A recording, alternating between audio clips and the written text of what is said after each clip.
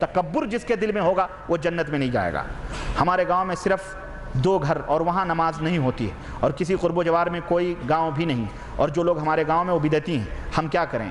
آپ لوگ مسجد تعمیر کریں، چاہے جھوپڑی بنائیں، ایک جگہ خاص کریں اور وہاں اذان دیں اور نماز قائم کریں، کیونکہ جس گھر میں جس گاؤں میں اذان نہیں ہوتی ہے اور وہاں مسلمان ہیں، اس کی مثال ایسے بکریوں کی ہے جس کا کوئی محافظ نہیں ہے، اور شیطان کبھی بھی اس کو اچک سکتا ہے، جیسا کہ اللہ کے رسول صلی اللہ علیہ وسلم نے اس کی مثال دی ہے۔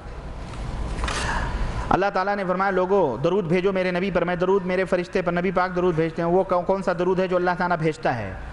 اور وہ اللہ تعالیٰ جو درود بھیجتا ہے، وہ درود کا مطلب ہے اللہ رحمت نازل فرماتا ہے، اور ہم جو درود بھیجتے ہیں، درود کا مطلب ہے ہم اللہ سے اللہ کے نبی کے اوپر رحمت نازل کرنے کی دعا کرتے ہیں۔ سمجھ رہے ہیں کہ اللہ ہمارے نبی کے اوپر رحمت نازل فرما، برکت نازل فرما، تو اللہ رحمت اور برکت نازل فرماتا ہے۔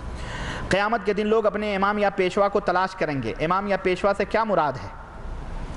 جن لوگوں کے پیچھے آنکھ بند بند کر کے چلتے تھے ان کو ڈھونڈیں گے، وہی مراد ہے، وہی مراد ہے جو یہاں جس کے پیچھے چلتا تھا وہ وہیں ڈھونڈے گا۔ امام صاحب تو انشاءاللہ جنت میں جائیں گے انشاءاللہ، اور ان کے ماننے والے جو مختلف پارٹیوں میں بنے ہوئے ہیں، وہ کہتا ہے وہ کافر، وہ کہتا ہے وہ کافر ہے، نہیں بھائی دیوبندی بریلی کو کافر کہتا ہے، بریلوی دیوبندی کو غلط کہتے ہیں، کافر کہتے نہیں کہتے۔ تو امام صاحب کس کو جنت میں لے کے جائیں گے بولو؟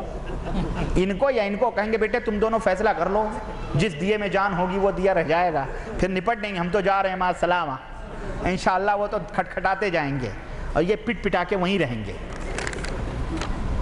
ایک امام محمد الرسول اللہ صلی اللہ علیہ وسلم، اس کو مانو، اس کے سائے تلے رہو۔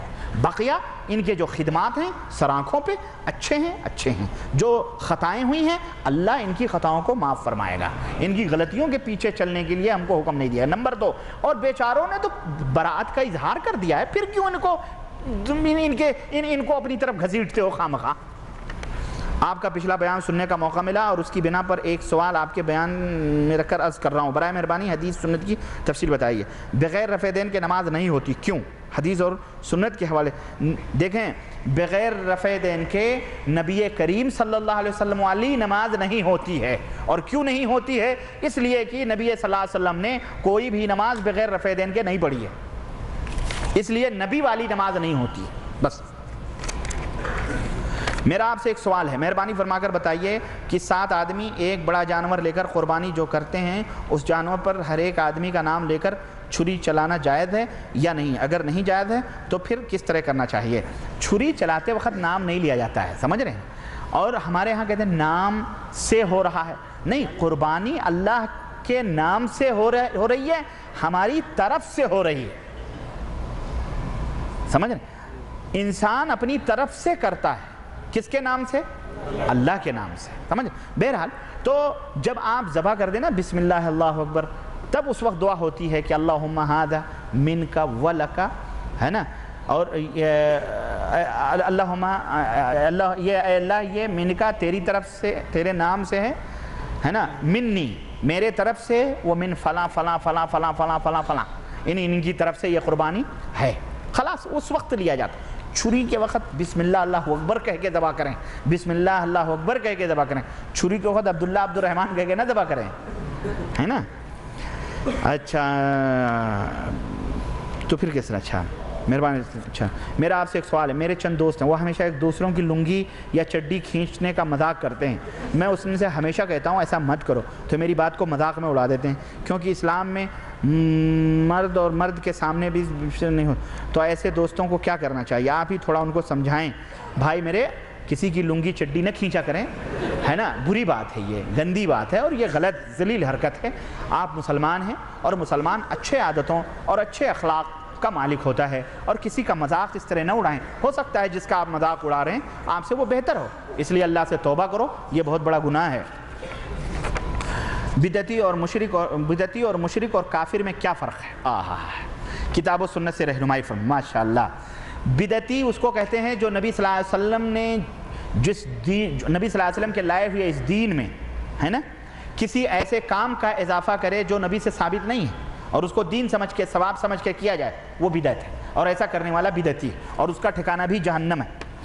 مشرک اللہ کی ذات اور اس کے صفات اور اس کی عبادتوں میں شرک کرنے والوں کو مشرک کہتے ہیں، اور کافر اللہ کے ذات کو انکار کرنے والا، اللہ کے کسی حکم کا انکار کرنے والا، رکن اسلام کے کسی رکن انکار کرنے والا، کفر کی کئی شکلیں ہیں نا، تو یہ کافر ہے نا۔ تو ہر کافر مشرک ضرور ہوتا ہے، لیکن ہر مشرک کافر وَمَا يُؤْمِنُ أَكْثَرُهُمْ بِاللَّهِ إِلَّا وَهُمْ مُشْرِكُونَ، بہت سارے مشرک ایسے ہیں جو اللہ پر ایمان لاتے ہیں لیکن اس کے باوجود بھی شرک کرتے ہیں۔ نمبر 2، ایک فرق یہ بھی ہے کہ اگر کفار نے آپ کی گردن پہ تلوار رکھی ہے یا کہیں آپ پھنس گئے اور آپ کو یہ کہا گیا کہ تو اللہ کا انکار کر دے، ٹھیک ہے، تو اسلام یہ کہتا ہے کہ جان بچانے کے لیے تم اللہ کا انکار کر سکتے ہو۔ کیا ہے وہ قرآن کی آیت؟ وَمَنْ يَكْفُرْ بِاللَّهِ وَقَلْبُهُ مُطْمَئِنٌ وَمَنْ أُكْرِهَ، جو آدمی مجبور کر دیا گیا کفر کرنے پر، وَقَلْبُهُ مُطْمَئِنٌ، اور اس کا دل مطمئن ہے، تو اس کے لیے حلال ہے کہ کوئی حرج نہیں، وہ کافر نہیں ہو، ٹھیک ہے، اپنی جان بچانے کے لیے وہ کر لے ایسا۔ لیکن اگر کوئی شخص، سنو غور سے، بہت اہم نقطہ ہے، اگر کوئی شخص اس کی گردن پہ تلوار رکھی گئی اور یہ کہا گیا کہ تو شرک کر لے، مکھی مار کے چڑھا دے، یا مرغہ ذبح کر دے، یا غوث المدد کہہ دے، یا خواجہ غریب النواز کہہ دے، یا فلانے درگاہ پہ چل کے بیٹا مان دے، یا اللہ کے حبیب فرماتے ہیں کہ یا معاذ لا تشرک باللہ وَإِن قُتِّلْتَ أَوْ حُرِّقْتَ، اے معاذ اللہ کے ساتھ شرک نہ کرنا، بھلے تیری بوٹی اڑا دی جائے یا تجھے آگ میں جلا دیا جائے۔ یہ ہے مشرک اور کافر میں فرق۔ شرک کفر سے بڑھ کے بھی بہت بڑا جرم ہے۔ کفر کر لینے سے اگر دل مطمئن ہے آدمی بچ سکتا ہے، لیکن شرک کر لینے سے آدمی، یاد رکھو، یہ ہے فرق۔ ہم ایک مکتب میں کام کرتے ہیں، مکتب میں حمام کرسی والی ہے، وہ عام ہے، عام ہونے کی وجہ سے کافر بھی جاتے ہیں، اس وجہ سے ہم ڈرتے ہیں کہیں ناپاکی نہ ہو جائے، اس وجہ سے ہم کھڑے ہو کر پیشاب کرتے ہیں۔ کیا ہم گنہگار ہیں؟ اگر ایسی کوئی جگہ ہے جس میں آپ کو ناپاکی کا خطرہ ہے بیٹھنے پر، تو کھڑے ہو کر کے کرنا جائز ہے۔ اللہ کے نبی نے جو گھور پر کھڑے ہو کر کے پیشاب کیا تھا، اس کی بنیادی وجہ یہی تھی کہ آپ کو خطرہ تھا کہ بیٹھیں گے تو ناپاکی لگے گی، اس لیے کھڑے ہو کر کیا۔ تو یہ نبی کی بھی سنت ہے، جائز ہے، کوئی حرج نہیں۔ چچی اور ممانی سے نکاح جائز ہے؟ ہاں جائز ہے، بشرطے کہ چچا اور ماموں طلاق دے دیں یا مر جائیں۔ ہاں بھائی، اردو نیوز والے لکھتے ہیں جائز ہے، جائز ہے، میں نے اچھا طلاق یا انتقال کے بعد آپ نے تو پہلے ہی جواب دے دیا، میں تو پہلے ہی پڑھ کر کے فوراً اگر قبر پرست سلام کرے یا چھینک مارے تو جواب کیسے دیں؟ شیخ عبد القادر جیلانی کہتے ہیں یہ تو مشرک ہیں خبر پرست، بدعتی اگر چھینک کرے تو اس پہ رحمک اللہ نہ کہو، بدعتی اگر راستے میں آئے تو اس کے لیے راستے تنگ کر دو، بدعتی اس کا جواب ہی مت دو۔ شیخ عبد القادر جیلانی بدعتیوں کے اوپر بہت نالا ہیں، خاص طور سے یہ 11ویں 12ویں کرنے والے، ان کو تو دائرہ اسلام میں باندھتے ہی نہیں، وہ تو کافر کہتے ہیں، یہ کافر لوگ۔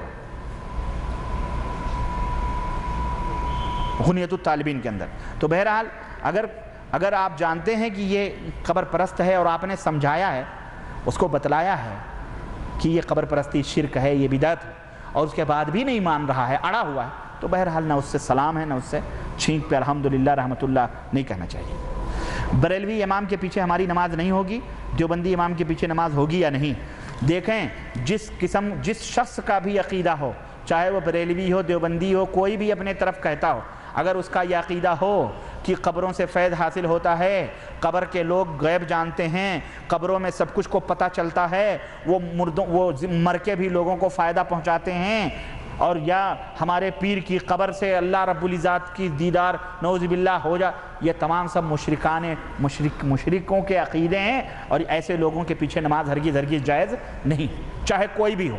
ہم دیوبندی اور وہابی اور پھلانے کی بات نہیں کرتے، ہم عام نسخہ بتلا رہے ہیں، کوئی بھی ہو، کوئی اپنے آپ کو اہل حدیث کہتا ہو، اگر اس طرح کا عقیدہ رکھتا ہو تو مشرک ہے۔ سمجھ رہے ہیں کہ نہیں سمجھ رہے؟ کوئی بھی۔